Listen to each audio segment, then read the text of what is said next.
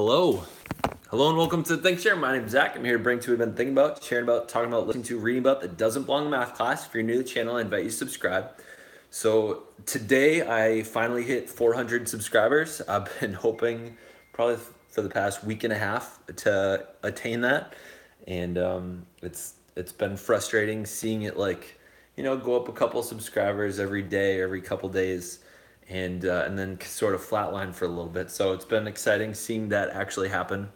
Thank you to the people that subscribe. Thank you to the viewers that have been with me for a couple of my live streams lately. It's been really fun hanging out with people, talking, like sort of just doing almost immediate Q&A. Hey Libby, good to see you. So one of the things I really wanted to share today was some of the things that I've learned. So I've also just, yesterday was my 300th Think Share video that I've posted. I've done a couple others, but they haven't, I haven't made all of them public. So 300 public ones. And I wanted to share a couple of the things that I've learned along the way. I don't know why I'm like extra nervous today for some reason. So one of the things that I wanted to share that I've learned is to do more live streams. Hey, Courtney. Live streams, I feel like, have been an opportunity to really consider my words carefully, try to not be boring, and at the same time, get a better experience for my viewers. So I feel like a lot of viewers, they're watching it all retroactively, but when I can directly talk to the people that are on the other side and they can ask me questions along the way as I'm talking about things, I think people are more likely to comment and like add to a chat or ask a question than they are to put a comment on any given video. So it's been a really fun experience realizing how much more fun live streaming is sometimes. It just performs better. If I do a 4-minute video every day, there's a low chance it's probably gonna go viral. And so for the total watch time and views it's going to get, sometimes it's not worth the amount of effort that I put into it, and it's just not impacting that many people.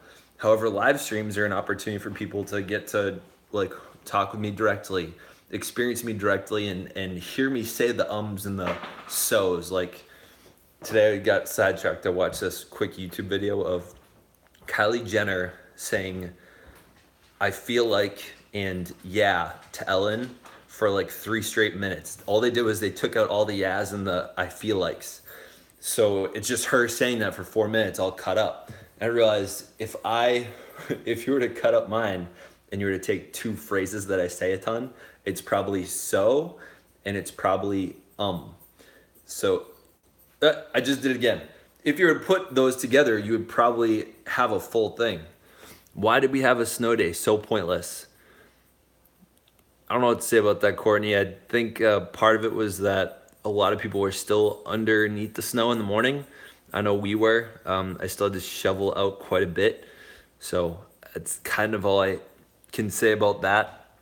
I don't have a good answer for that one, but maybe this school was less dug out than we thought it was, and maybe some of the other surrounding communities that feed into KP were impacted more than we realize. I'm up in a different part of the state with my in-laws right now, so I could hang out with my wife while she did not have work off today. So the first one was doing more live streaming. The second one was to not be boring. I realized one of the things that I have a high tendency of is I start off pretty high energy at the beginning of video, and then it really starts to peter off maybe like 45 seconds in or a minute in. That's one of the things I've found about live streams is I can kind of feed off the energy coming from the other side of the screen. And I don't know, it's just like when someone's watching you like in real time and it's not like you're thinking about them looking at you in the future, it's just easier to have higher energy. So I've had a lot of fun doing that and doing a better job not being boring. So that's my second lesson. Third one is that thumbnails and titles matter. So if you are a YouTuber and you're creating good content, like you're making good videos that people are watching and that people are interacting with, if it only sees 5 people, then you can really only impact 5 people. And the way that you gotta get them to see it is they gotta click on the video, they gotta see the title, get excited about maybe the picture, the thumbnail, have it look somewhat professional, or have it look really raw, which I think is sometimes the way things go viral, is because they look raw and uncut. And so I've just realized that they matter a lot more than I thought they did. And sometimes I've really struck out. Like, I remember this one video, I think I spent like 2 or 3 hours on last summer. I think it still has less than 10 views on it or something. So thumbnails matter, and I think timing matters more than we realize too as well. Especially in terms of the video that went sort of viral. I also find that sometimes watching videos is sometimes harder than watching live streams. Yeah, I could agree with that, because like I imagine you probably have a more personal experience when you're on the other side, and when you're communicating with someone in real time, like there's a much more likelihood that people will stay on and ask questions or hear what you have to say.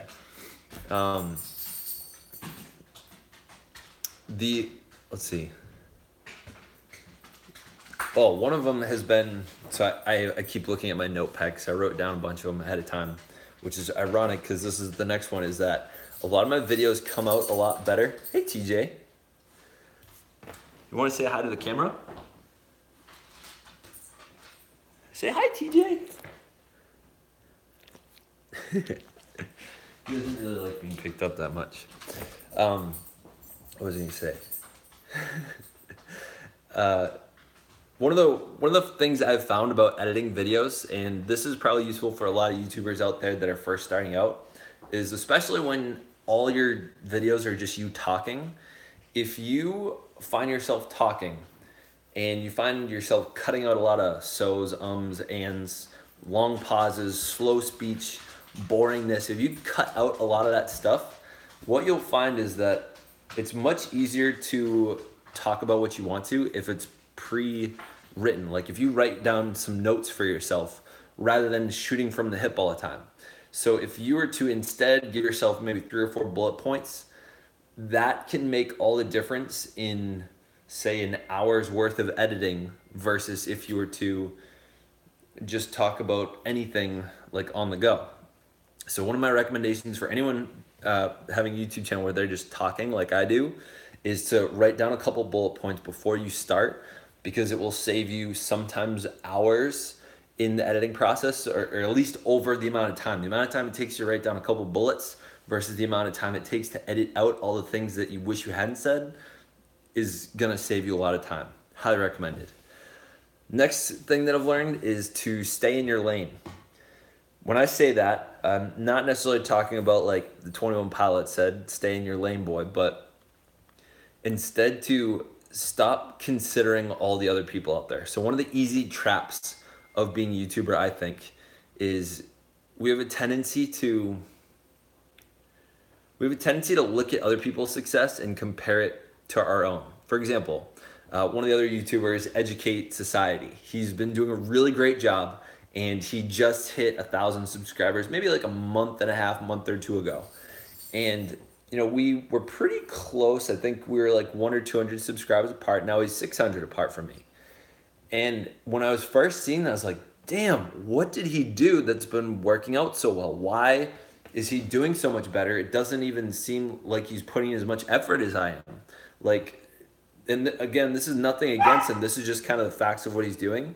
Is he doesn't really edit the videos the way I do. It's much more of him talking. I mean, it's the same thing in terms of us talking, but he doesn't edit out any of the little pieces, and I probably take 10 minutes per video just like cutting out the little ums, the so's, the pauses, and he doesn't do that. And so I'm beating myself up over the fact that I do this and have not been seeing the results that I want to. And for him to be having that much more numerical success with subscribers than me, and he also does not do it daily, he does it every couple days, or yeah, I think it's every couple days. It has been disheartening. Lily, take it easy. All right, gotta take the dogs out. Come on with me. So, here, come on. Come on, Lily. So it's been pretty disheartening sometimes when I'm working on, developing something, and then I find myself going up against my own perception of what I think I should be doing. Lily, come on. Come on, Lily. I know you're blind. Say hi to Lily. She's blind. This way. There you go. Here we go. Come on, TJ. So one of the recommendations for people that are working on their YouTube channels is stop trying to compare yourself to other channels. Even if you have a really similar genre, they're gonna hang out there for a little bit. Even if you have a really similar genre, even if you have really similar format, even if your intros are almost the same, don't compare yourself to other people, because you'll get depressed about your productivity. You'll get depressed. For me, I kept getting sad, saying, "Oh, why am I not getting the subscribers I want?" Hey, Pass Shaker, thank you.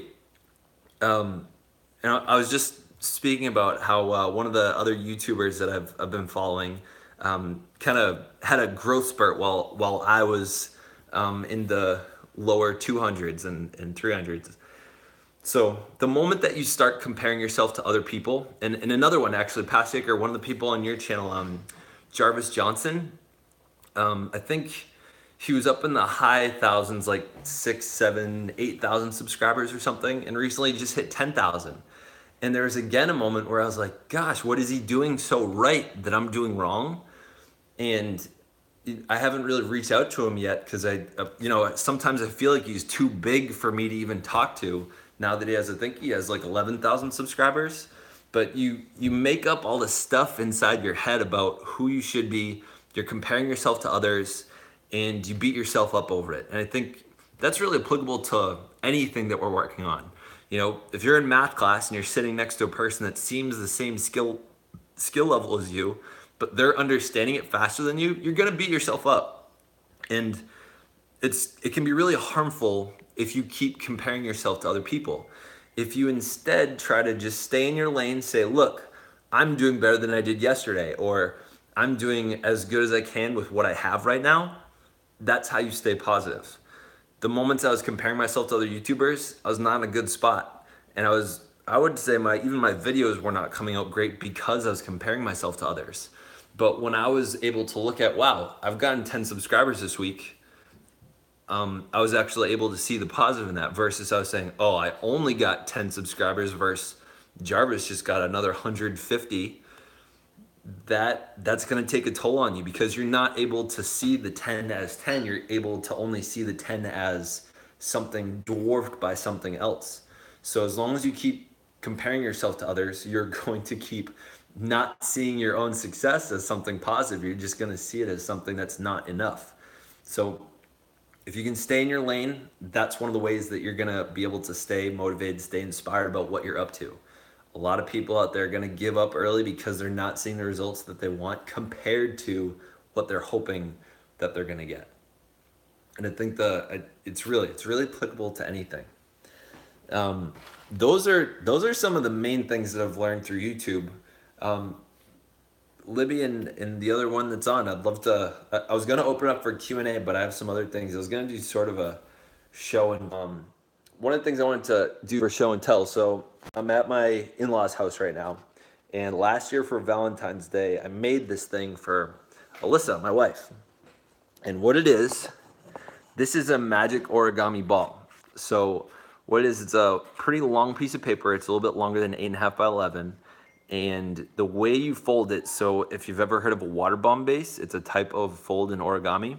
And the way you can fold this, and it's not perfect, so I'm gonna have to be a little gentle with it, but ideally you can squish it like this.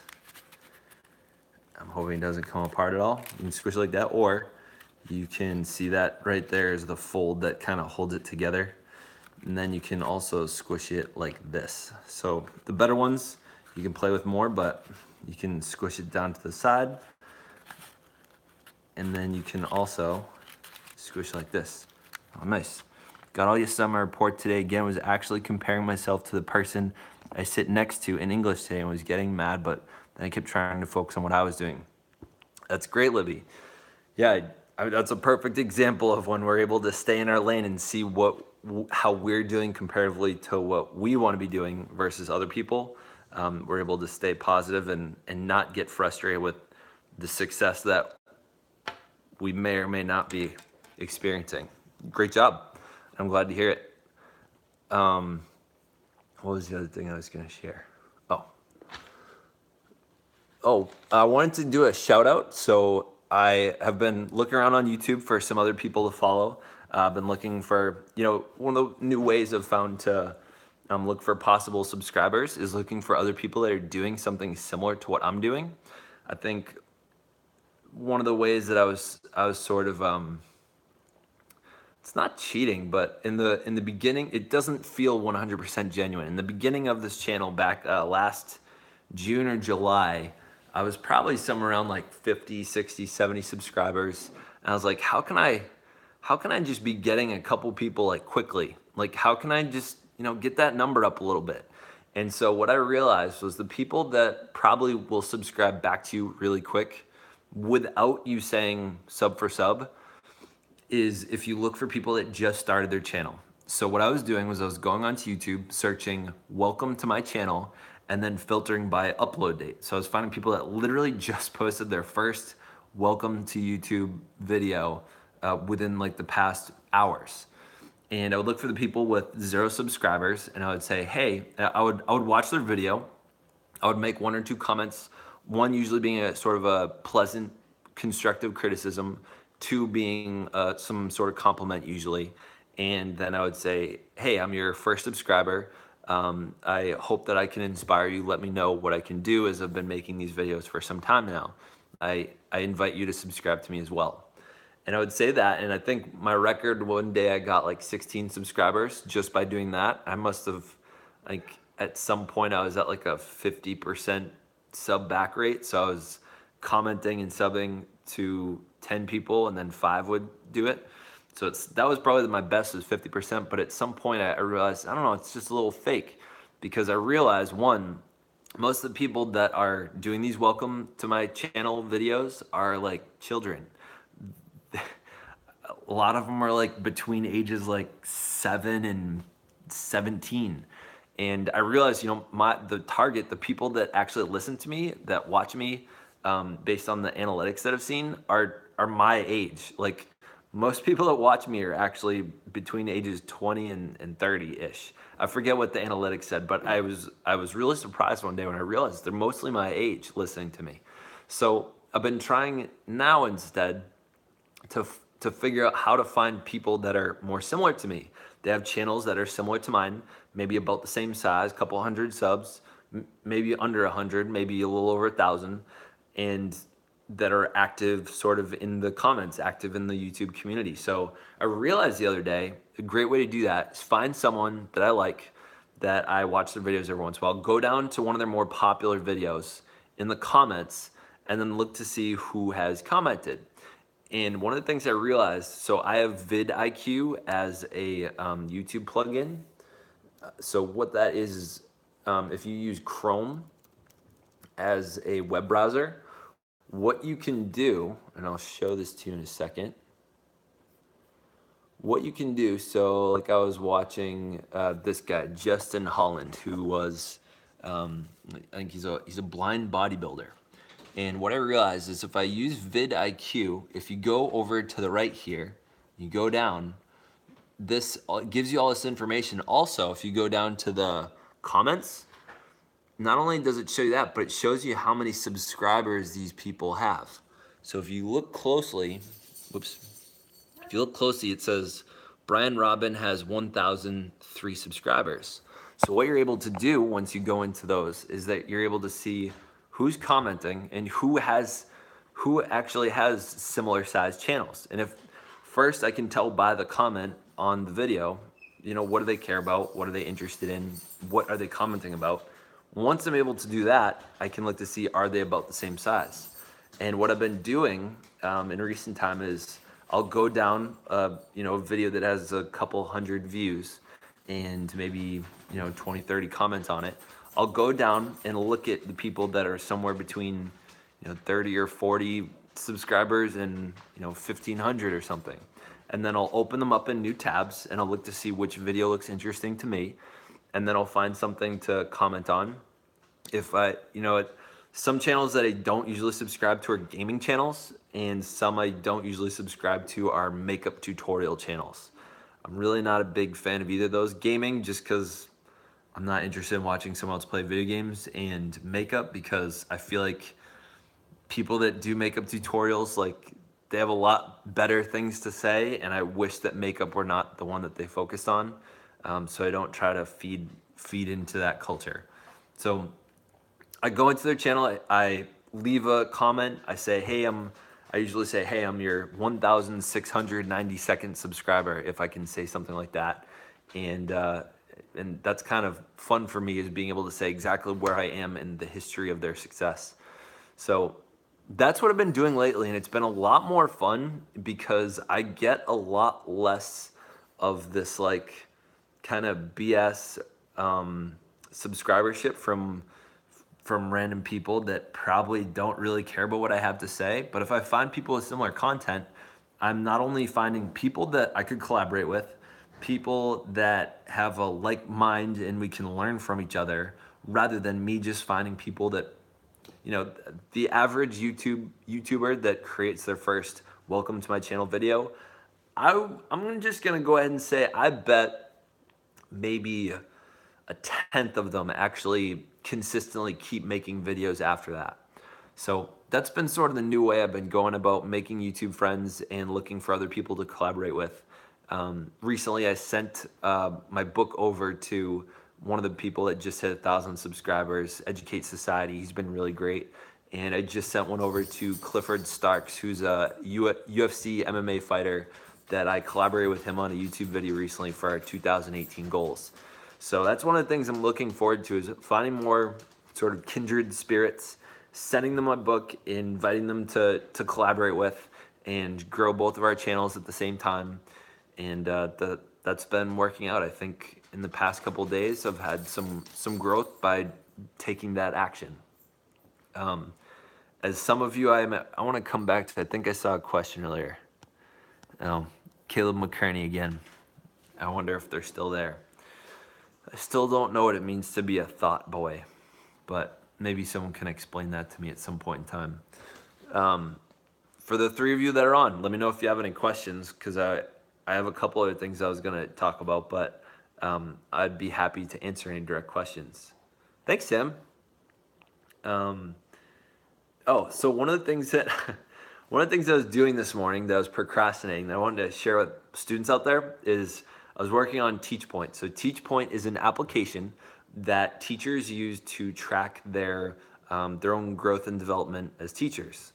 So one of the requirements of being a public school teacher in Massachusetts is that you have to abide by the Massachusetts state standards.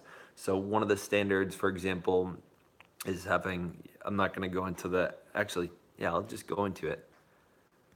Like, one of them is, let's see, Standard 1, Curriculum Planning and Assessment. Standard 1A, Curriculum and Planning Indicator. Standard 1A1, Subject Matter Knowledge. Standard 1A2, Child and Adolescent Development. 1A3, Rigorous Standards-Based Unit Design. 1A4, Well-Structured Lessons. So one of the things that we have to do as teachers, we have to submit evidence that we are actually meeting these standards. And we have a rubric of 4 different sections: unsatisfactory, needs improvement, proficient, and exemplary. And on April 20th is when all of that it has to be submitted by. And there are administrators or other more senior teachers that will check out what we have submitted and look to see, which of those categories are we in. And for a teacher that does not have professional status, which means you have not been in the school system for 3 years, you pretty much have 3 years to have proficient in all 4 indicators. I think it's all 4 indicators. So like, you have to have proficiency in Standard 1. Standard 2 is teaching to all students. Standard 3, family and community engagement. Standard 4, professional culture. So you have to meet proficient or higher in all those categories to be considered professional status. So one of the challenges of teachers is, one, finding the time. Snow days are kind of a perfect time to input things like that, because it's one of those things that can really easily just like drag on and not get done. But I was realizing kind of how fun it was, because recently one of my vice principals did an observation on me. He watched me teaching, and he had a bunch of things to you know, challenge me to look at and consider in my planning and in my delivery and execution. And I realized it was kind of fun asking myself, hey, do I do this in class? Am I good at this? So really, what I want to invite Massachusetts students to think of is how thankful you can be to see that teachers have to go through a fairly rigorous process of making sure that they're actually good at what they do. Now, on some level, a lot of teachers could probably get through their first 3 years of this and then maybe slack off a little bit. I could imagine that. I don't have any evidence of it, and I've never had professional status because I haven't worked at one of the schools for 3 more years. I moved from Nashua, then over to Lowell, and now over to King Philip. And I moved from Nashua to Lowell because I wanted to do my student teaching while I was actually teaching in a classroom, rather than like having to go in and not get paid for the work that I'm doing. So I would have been not getting paid while having to pay for my master's degree. And then I moved over to King Philip because of location. My wife had just gotten a new job, so I wanted to move closer to her. So both of those opportunities have robbed me a little bit of the opportunity to get professional status, which means I have to go through a little bit more of that process of, at any time they could say, hey, you're not a good fit with our school. See you later. Like we don't want you here. So once you've hit professional status, it's a bit easier to stay. It's a bit easier to stay employed as in that school, and it takes a lot for people to lose their jobs doing that. It's not something that scares me, but it's definitely something that I'm always considering and making sure that I'm abiding by these state standards. So that's one of the things that I'd been procrastinating on today that I'm glad that I finally did before I did my video and live stream for today. So I'm glad I got that done. Thank you, Path Shaker, for saying I'm so accomplished. How do you keep your schedule organized to stay consistently productive? So my question back to you would be, are you talking about schedule on the daily or like within the day? So I would say by now that I'm 300 days in of making a daily video, it's always on my mind asking myself, have I already recorded a video for tomorrow or that day coming up? When will I have some time to shoot and or edit a video? I always have my phone on me, so it's always an option to make a pretty quick video. It could be a quick message and then just upload it quickly on my phone. Ideally, I'm using the nicer camera equipment and the quality's better, and I'm able to put in all the music, the editing, the intro, the final part. Ideally, I'm able to do all that, but mostly because it's in the forefront of my mind, that makes it a bit easier to make sure it gets done on the daily. Honestly, I haven't been that great at scheduling things, but I'm also able to keep myself not busy enough that it's so hard to not fit this in every day. So, worst comes to worst, I put out a 3-minute video on something that I've been thinking about or what's been causing me to procrastinate on delivering the video that day. I have a really easy format of this channel, which is just what I've been thinking about, talking about, sharing about, listening to, reading about, etc. And I'm always listening to audiobooks, so I'm always pondering something. And there's always some things that I can think of that my students would benefit from, because I'm always thinking about what's going through their minds, what's going through in their lives. So to be honest, I don't have to do too much planning to be successful at this. Well, as successful as I've been so far. If I wanted to up my level of planning and scheduling, I think what that would allow me to do is I would be able to have it consistently at the same time every day, which I imagine would be good for me, because people could say, oh, at certain time o'clock every day, I can expect he's gonna have a new video. Thank you, Clifford. By the way, Clifford, I know it took me a while, but I just sent your book today. It's headed your way. Um, so so yeah, it's scheduling hasn't been too hard, but I wonder. I'm thinking over the summer I might. One of the other things I wanted to do today was I wanted to share with you all the lyrics that I've been working on. So I've been working on another remix to Rockstar by Post Malone. It's teaching trigonometry. So a couple of you that were here yesterday, you got to see this beginning of it. I've gotten a little bit better. It's still pretty cringy, pretty bad, but I wanted to share it with you. And the reason I want to share this with you is because I think over the summer, what I want to do is once a week have a new music video, and probably every day have like a 20 or 30-minute live stream at the same time every day. I think that would be one, really fun. It would be a bit easier on my schedule. I could plan stuff around it. You know, maybe I'd even do like a morning one. I don't know if I would do that, but I think that would be a fun way for me to stay consistent and a better way for me to grow my channel and grow my outreach and make the difference I want. So here's here's what I've been working on. I actually reached out to a teacher recently that I found on YouTube that turns out lives in the same town as I'm in right now in Massachusetts, but they made another trigonometry video that I might ask for them to help feature with on this thing. So just to give you again an idea of how the song goes. Do I still have it up? Here it is. So I'm not gonna actually play the song because I'm gonna wait. Let me put the acapella version on because the lyrics are not so good. So this is Rockstar by Post Malone. Rockstar soundtrack. Wait for it. That's not what I want. I don't want soundtrack. I want instrumental. There it is. All right. Again, this is gonna be pretty bad. All right. All right.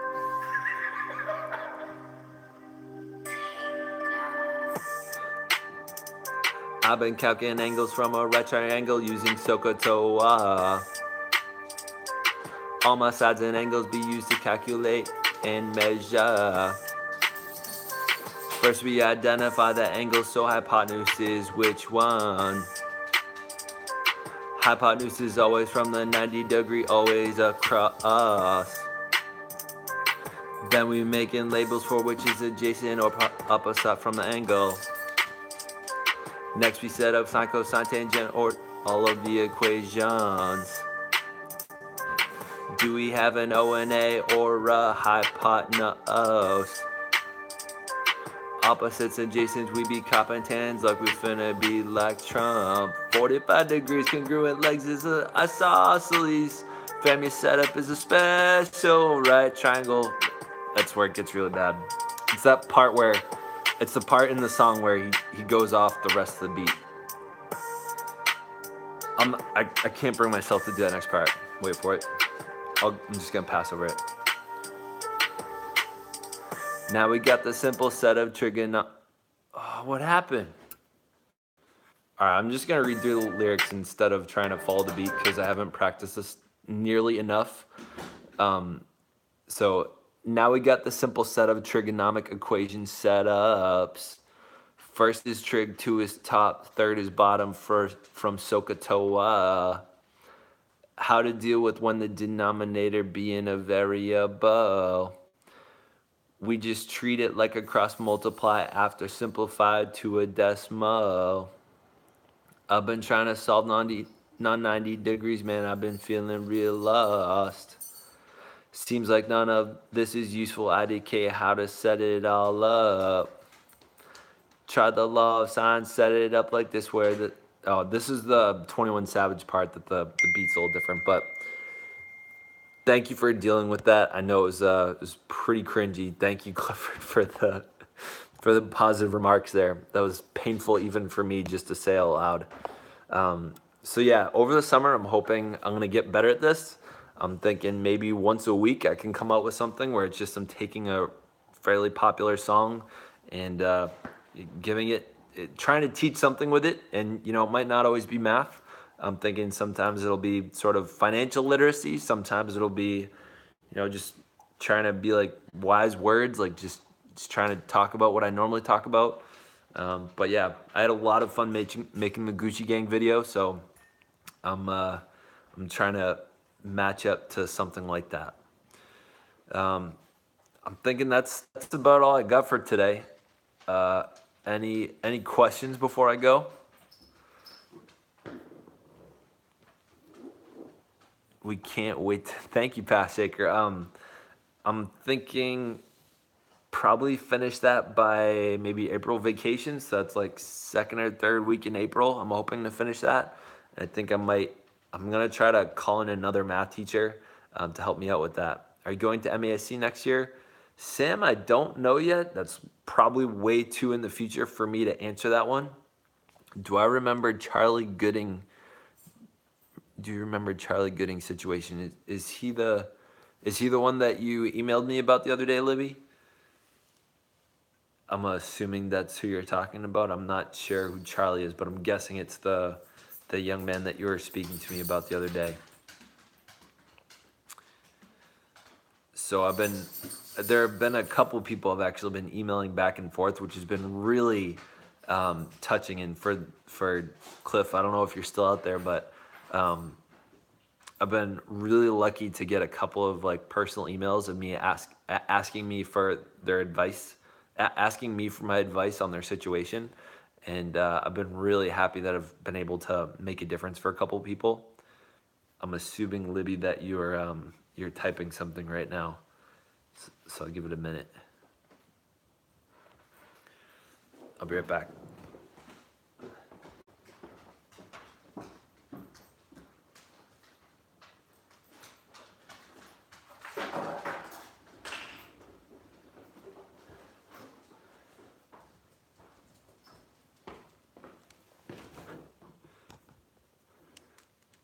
So in the meantime, while she's answering that, so one of the things I've been working on recently, and I commented on Clifford's video the other day, or today, because he was talking about challenging yourself. One of the things I've been working on doing is learning how to answer this, to fix this by predicting, closing my eyes, then doing it. Sorry, can you repeat that? My internet is cutting out. Oh, is Charlie the person that you sent me the email about the other day that you had some concerns about? Oh, there's some gunk in between these. But yeah, so I'm just gonna try to take this opportunity to see if I've been actually growing or not. So one of the first things you do for solving a Rubik's Cube, or at least the way I do it, is you take the white center and you want to match up each of these to be white parts as well. Match them up so that's the white red piece. This one you want to be the white green piece. So that one's already done. You want this one to be the white orange piece right here. Got it had out, but we were so happy. Thank you, Pat Shaker. Pat Shaker, are you one person? Or are you like an organization? Like, what's your name?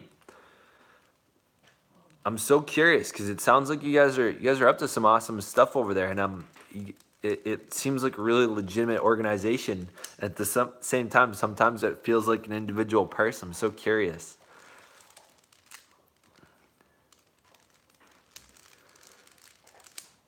Feel free to send me an email back, and because I'd love to do more things with you. I'm still planning on doing those other two tags.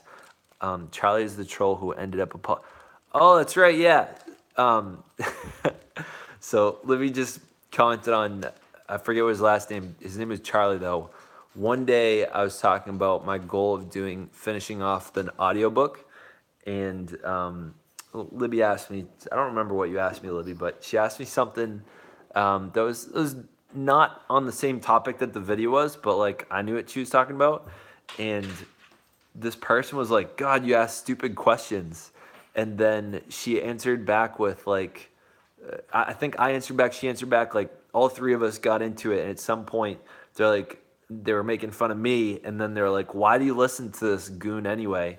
And then Libby just said, well, because he actually cares, like he actually has made a difference for me. And like it was just like it brought tears to my eyes what she wrote. I don't remember what it was that you even wrote, Libby, but I was just knocked over with what you wrote. And then part of it was this guy Charlie, he had like some other username, we didn't know what it, I think it was like XX or something. And I said, one of us had said like, wow, it's easy for you to say what you're saying with an anonymous name, like not actually being present. Like no one knows who you are. You have anonymity. And then they changed their name to say their real name. And then after she said that about like what I had her experience with me, is they said, wow, I'm sorry for what I said. Like I didn't realize that, like that's pretty cool that he makes that difference. And then he finished off saying, all right, I'm gonna stop making negative comments. So that was the story about Charlie. And Libby, I'm curious, was there something you were gonna add to that? Like, did he comment on something else, or did you have another experience with him? I'm so curious because now you brought that up, and that was like one of the moments where I was sitting there with my wife, showing her one of the comments. She was usually she's not there for a lot of the comment battles that I have, but that was one that she was there for, and it was wicked fun to like share that experience with her. Like we looked at each other, like we couldn't believe what that other person said on YouTube. That's probably been one of the biggest highlights I've had so far on the ThinkShare. Right, I mean that one probably pulled at my heartstrings more than anything else that's ever happened on this channel, where Libby defended my honor pretty much, and got a YouTube troll to shut up. Didn't even know you were live. It didn't notify me today for some reason. That's all right, Nate. If you're actually interested, you can always watch the playback. What was I gonna say? My name is Christian. I'm a creator of Path Shaker. We're very small, but hope to make a big difference one day. Can't wait for you to be a part of it. Well, I will keep spreading. Now, Christian, is it just you, or is it I am the creator? We are very small, so I'm curious at like how many other people you're working with. But I'll keep spreading the word about you. I think one thing I'd probably recommend is the YouTube channel that you're commenting with right now. Have people that are on Pathshaker send you videos that you can upload so that you have like a list of things. And I think it would, I think one of the cool things about you is that it seems like it's a pretty legit organization.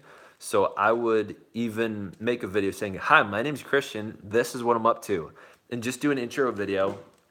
And sorry, I just had this idea I got to share with you now. Is you could say, hi, my name's Christian. I'm the creator of Pathshaker, and this is why I do it.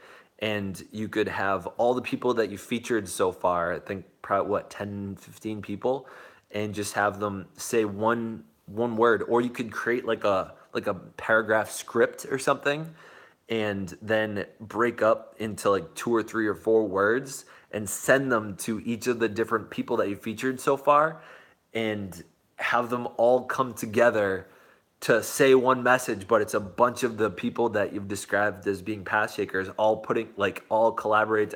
I will edit it for you. If you get the message that you want, the idea for the video, I will cut it up for you so you can put it on your channel. That would be an honor, and I would have so much fun doing it. I think I'm going to send you an email if you're not still on. I'm going to send you an email about that idea. Oh, what did Libby say? I was going to ask because I thought we might message you because he messaged me asking about you and saying he thinks you're great. He said we went to a couple other videos he disliked and took them off and stopped commenting mean things on stuff. Wow, that's crazy. I can't say I've heard from Charlie. I wonder. I don't know if he still watches. I haven't seen any comments from him, but that's pretty inspiring to think that you and I have turned around a negative attitude on someone. We've turned him around to being a bit more positive. Go ahead. I'm going to pat myself on the back. Libby, you should do the same. Definitely. Now this just feels stupid. Like I don't want to do that anymore. That just got so real. That's pretty much all I got for today. I'll tell you what. I'll just, instead of trying to do what I was learning, I'm just going to show off for a second. My record is 42 seconds. I'm usually consistent under 3 minutes, but I start with first matching up the 4 edges here. So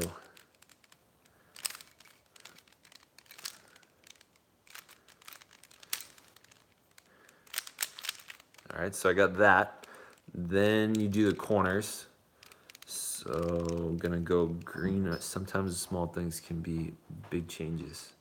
Say more about that, Nate. What do you mean by that? Green, orange, red.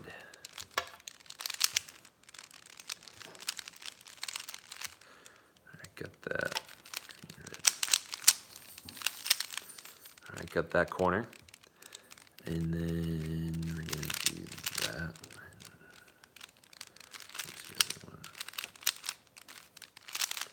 All right, then we get that corner. And then we're gonna do the blue and green one.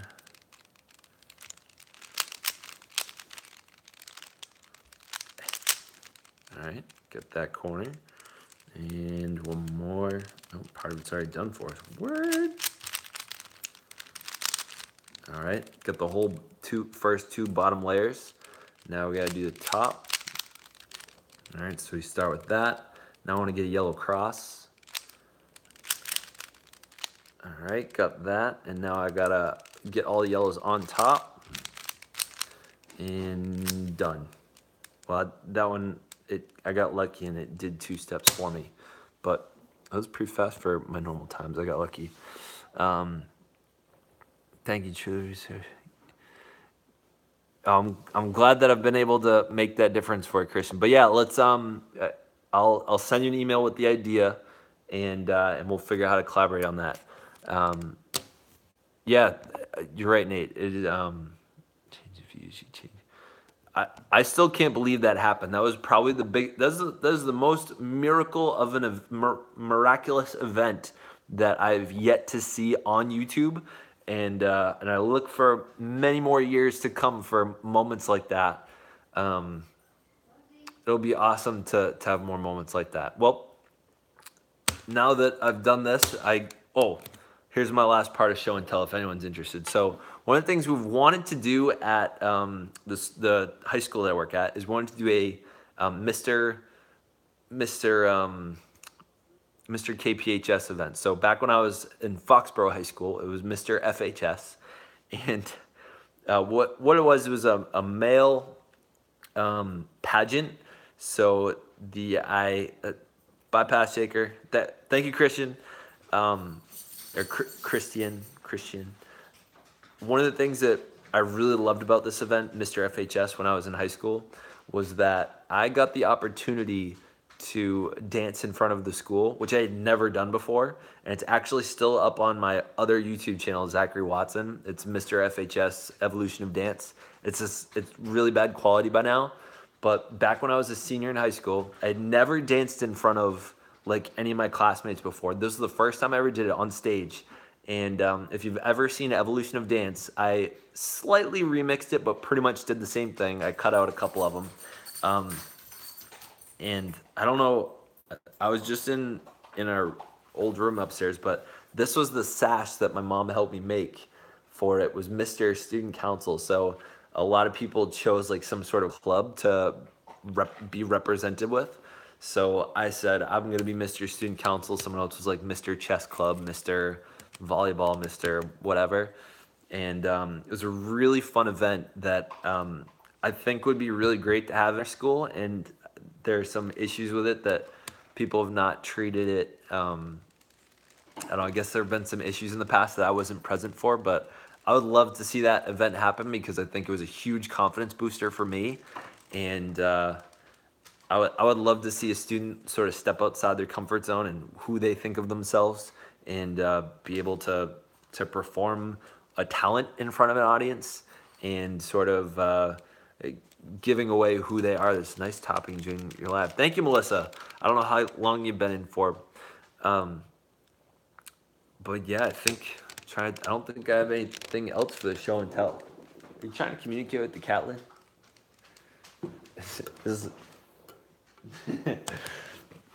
Right now, my mother-in-law is holding up a bowl of food, trying to summon the cat over because she doesn't want to be on the video, right, Lynn? Right. Any other questions? I'm thinking that I don't think I have anything left for show and tell today. Unless you guys have any questions, I would love to answer any questions you might have. This is pretty much the coolest thing I had originally planned for today. The only problem I have with this thing is I always have a hard time putting it back. Any questions before I go? I hate to cut it off because 2 people just came on, but I'm like out of stuff to talk about. I guess the only other thing is Happy Pi Day. I don't like believe in celebrating Pi Day just because it seems like kind of silly. Oh, the house. So one of the next challenges of the house is finding funding for it. On Saturday, the plumber and electrician are coming in to give us a quote on the work for the full house. So the electrician and plumber have come in individually just to see the first unit, which we had access to when we had 2 renters, but they didn't give us a quote yet for the whole place. Hi, Poison Pixie. Thank you. Let me know. Ask me any questions while you're here if you have them. So Libby was just asking me how the house is going. So we're trying to figure out how much it's going to cost to fix all the plumbing and electric in our house. So it's a multi-family house, three units, and it's going to cost a lot, but this is how I've been kind of visualizing it. Think about when you're playing Monopoly. When you play Monopoly and you get your first Monopoly, you get your first like 3 spaces all together, and it's like, yes, now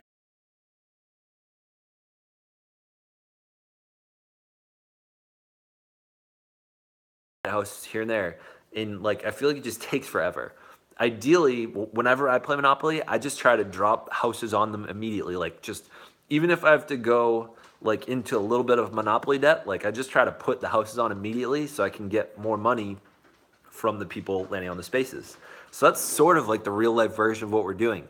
We're trying to update the 2 other units along with ours so that we have, we have optimal electric and plumbing in there. Once we're able to have optimal electric and plumbing, hopefully we're not going to have to fix it for another 30 or 40 years. And our goal is to really play the long game. We want to own this property maybe until we die, but I mean, it was built in the 1800s. I think it was 1886, and it's one of those houses that it's probably going to die.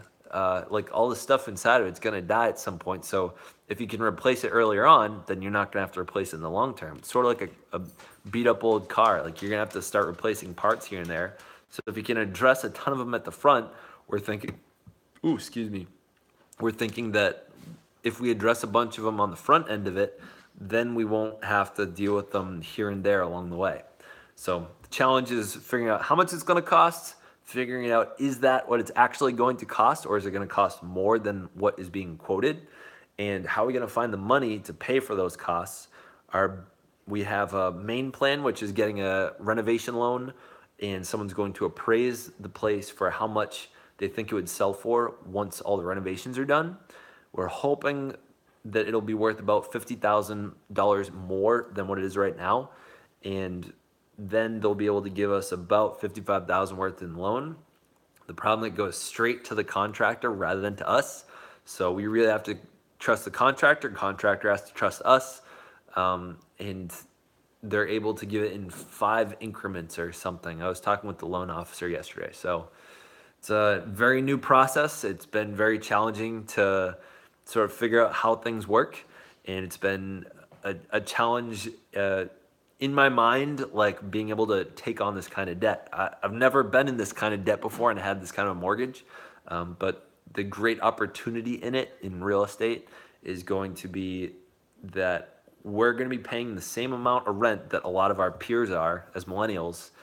We're going to be taking on a lot of risk by having renters, by having people that could break stuff, by having the possibility of someone not living there. We have to cover the rent. So by us taking on that risk, the money that they pay for rent is going to help us get way more equity in the house than most people that want to just buy a single family home or rent. So all that equity over time is going to build up. So all that money that's going into it that people are paying rent is going to eventually just go towards us, even though the monthly expenses are going to be relatively similar to most people our age. So that's the goal with it, is build equity through it. On the side, build up some more capital so we can get another multifamily home or another single family home or a condo or something. Have someone rent that, and again, start out with some money and then have money make babies and make more money on itself. So that's kind of the idea of long-term real estate, long-term buy and hold real estate. And that's our long-term game for becoming financially free and wealthy beyond the means necessary for living. We would like to be able to work because we want to, not just because we have to. And sometimes when you have to work because you have to, you don't enjoy it quite as much. And that's kind of why I love doing YouTube, because I don't have to do it. And that's probably why I enjoy it so much. Any other questions before I go? Thank you for asking the ones that you have. I've had fun answering them. But I think I'm kind of gassed. It's been an hour. Thank you all for staying with me. Alex, I was just gonna close off. Any questions while I'm here? I just covered the topics of all the things that I've learned over the past 300 episodes. I've talked about the Rubik's Cube. I've talked about unless you enjoy your job, true, Nate. But at the same time, if you're worried about getting fired, and if you get fired, then you have to find another job. You don't. One of the joys of a job that you like is when you can make mistakes at it and not be worried about losing your job. Versus if I mess up on YouTube, there's no financial problem that occurs from it. Versus if somebody messes up with their job because they wanted to try something new, they could get fired, and then they have other constraints that are caused. So I would agree with you on some level that if they enjoy their job, that it's not stressful. But at the same time, the joy that you can have in a job by being financially free probably 10x's the amount of enjoyment you can get out of the job, because you have the freedom to mess up. And I think we all hope that we have the freedom to mess up. And when you don't feel like you have that freedom, that definitely takes away from the experience of our jobs. All right, I'm gonna cut it here. Alex, unless you have another question before I go, I'll give you 10 more seconds. We'll be there live stream tomorrow. Good question. I don't know. I've been having a lot of fun with these lately because I just get to talk, and you guys, it's like a direct Q&A every day. Why worry about something you enjoy? If I worked at Guitar Center, I wouldn't worry. Well, so Libby, to answer your question, I don't know. If I do, it would probably be around this time. Let's see, Thursday. I might be working on the house. Maybe I'll show you guys what I'm up to. I'm gonna be working on some lolly columns. But Nate, to what you said there, if you were working at Guitar Center, you wouldn't worry. But at the same time, if you had to rely on that job to be able to pay rent, you would have no freedom. You wouldn't necessarily, well, not no freedom, but you might not have the freedom to mess up. So say, for example, there are people out there that have very high paying jobs. For example, a doctor, right? Doctor, say they make $100,000 or $200,000 per year. And let's say they have a very high status lifestyle. They pay a lot for things. They have a what we call a high consumption lifestyle. And maybe the mortgage that they pay every month is pretty expensive. They don't save up on a lot of money, but at the same time, if they mess up, they lose their job. Even though they love their job, if they mess up, they lose it. And then the lifestyle that they have, where they have this really nice house, all these things that they do, maybe the amount of eating out that they do, the type of food that they eat, all those things could drastically change if they were to get fired. And if you get fired from somewhere, it might not be easy to get a job somewhere else.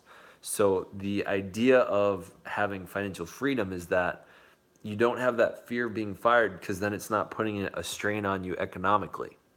So I see what you're saying, but at the same time, if you were working at Guitar Center, so for you that would be great, and at the same time, there could be a little part of you that's sort of on edge, making sure that you're not messing up in any way. If you had to change anything, would you regarding your channel? Good question. I think what I would have done, so I started it last June 3rd or 4th. I think I would have started networking way more with people that are up to similar things or earlier on. So I found a couple people that are up to similar things, like Ty Speaks. I was lucky to find him in like July or August or something, and I think I would have started collaborating with people quicker. I think I would have started making more music videos and started doing more rhyming and poetry and stuff earlier on. I think I would have done live streaming earlier. That was one of the things I said at the beginning, was I've been really enjoying live streaming recently, because it is what my channel is anyway, but surprisingly, it extracts a lot more energy out of me, because right now there's 4 people on the other end of this. If I drop that energy level, there's a much higher likelihood that I'm gonna lose them. So it's easier for me to keep that energy level versus someone just recording into a camera. It's really easy to drop off and not have that kind of energy. So yeah, I would live stream earlier. I would say